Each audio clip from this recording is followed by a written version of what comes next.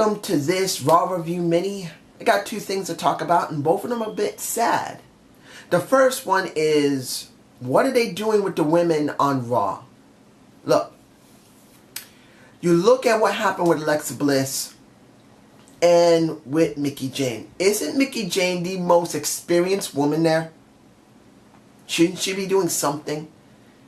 And she just got her butt whooped. Easily. She actually looked like she did not want to do that match, to be honest. Anybody else, tell me below if you thought that Mickie James really wanted to do that match, because the way she was acting when she was in that ring, she really didn't look like she was very interested. She got her butt kicked and got caned by Alexa Bliss.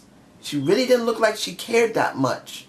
I'm sure she was thinking, look, I came back here. I expected to at least get treated better than I was when I left around 2009 or 10.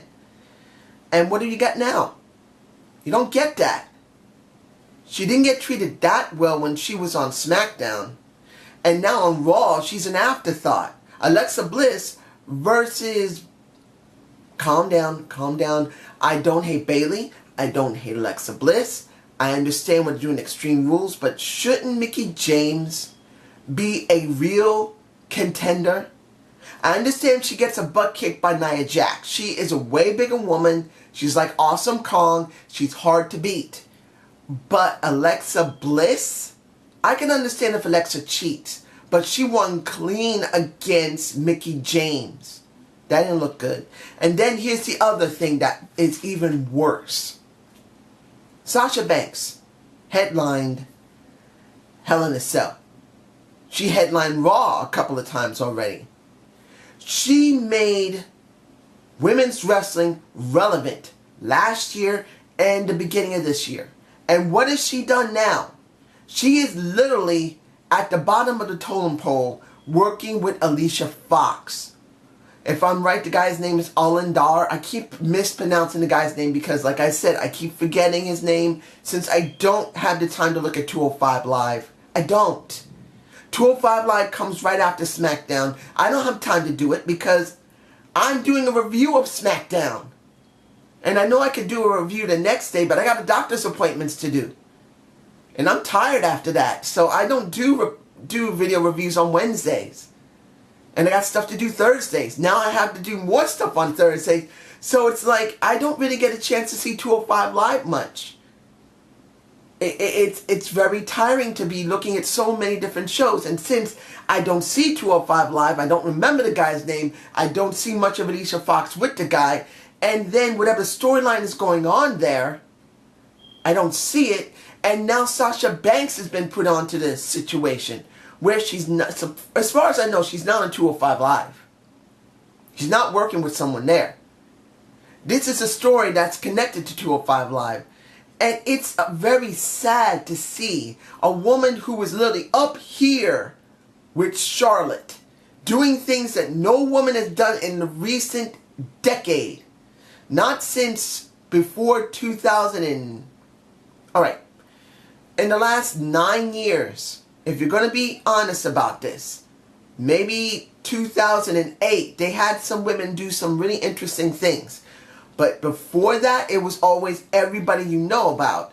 It's about Trish Stratus. It's about Mickie James. It was about Chyna. It was about Beth Phoenix. It was about Jazz. It was about all those women I just mentioned and more I can't remember. All of them. So Sasha Banks, taking away from Charlotte since she's on SmackDown, has done more than any woman has done in nearly a decade. And she went from here to Alicia Fox, who is here. She's working with Alicia Fox, who is here. And like I've said, I've never had a problem with Fox. She can really pull off a crazy thing when she wants to. But let's be honest here. Pulling off something crazy now, when she's so low in the totem pole, doesn't make it interesting. And that's sad to see. I am really sad to see this. The other thing that's sad, two Samoan families, Samoa Joe versus the Alpha family. Why? Why haven't they done Samoa Joe versus the Alpha family. Why? Because what?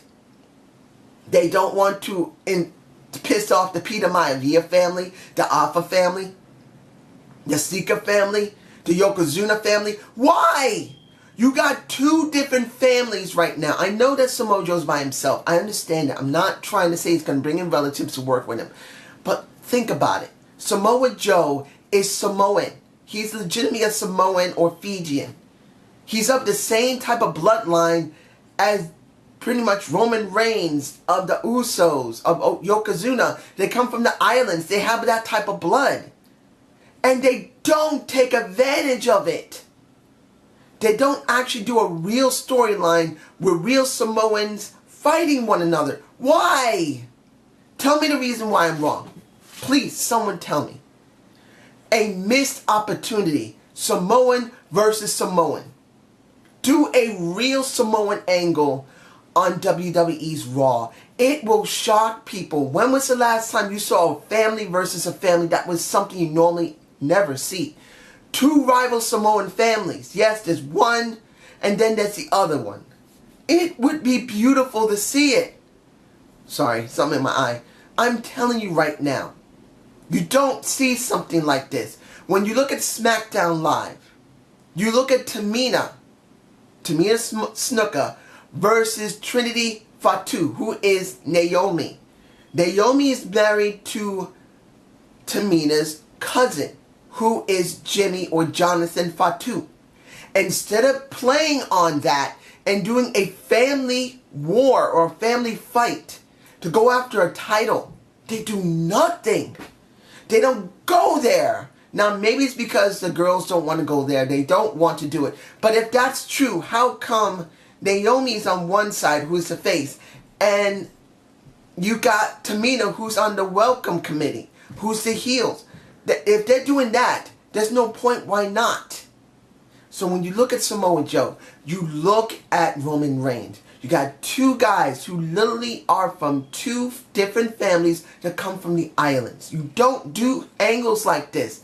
I don't remember the last time an angle like that has been done in such a long time. I think the closest we had was when The Rock was having an issue with Rikishi. They're part of the Sika and Pima via family line.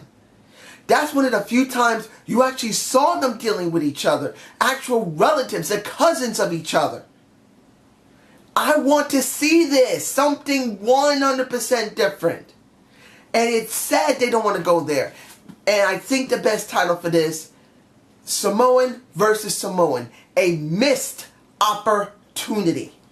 If the WWE actually went there, they would make people incredibly happy with a real storyline that you don't see in wrestling anymore.